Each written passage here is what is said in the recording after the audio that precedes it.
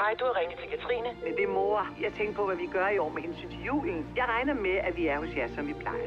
Det er Barbara. Jeg står for rødkålen. Hej, far. Jeg skulle spørge for Bipper, hvad tid det var i morgen. Kan du spørge Mads, om han har styr på vinen? Vi skal jo have noget ordentligt, så sandt. Og hvis du husker det, så låner du selvfølgelig bare bestilleren. Hvor mange bliver vi lige? Vi er 13 på mormor, farmor, far. Skal vi to lige aftale, det her det bliver en hyggelig aften?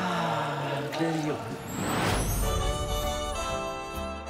Kan du ikke lige prøve at komme en lille smule i julehumør? Du er så fucking udlevet af rummet. Ved du godt det? Jeg gider ikke det. Jeg siger det til dig. Glædelig jul. Og der sidder mine eksmænd og drikker sig fuld. Nej, skal vi have and? Jeg troede, vi skulle have kalkun. Nå, jeg havde ellers lovet mig selv en mager jul. Mere jul, det behøver du sgu da ikke. Det er noget andet med os, ikke, Katrine? Nå, hun gik turen over så. Det blæste en del over fjorden. Ja, så det var far, han kan, så det var til ordentligt. Er det også rigtigt, mor? Ej, du er så fræk. Nej, Torben. Jens Peter skal ikke have champagne. Come on, det er juleaften. Jeg elsker det der selfies. Skål og velkommen. Glædelig jul. Skål.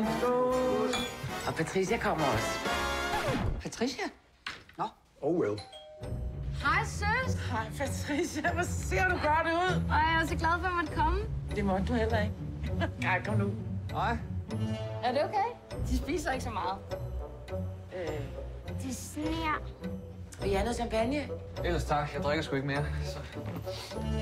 Ja, manden! Nej, den går ikke. Det skal være en hel mand uden hak. Stop! Nu for helvede! Smil, hej. Det går da godt. Gør det. Selfie.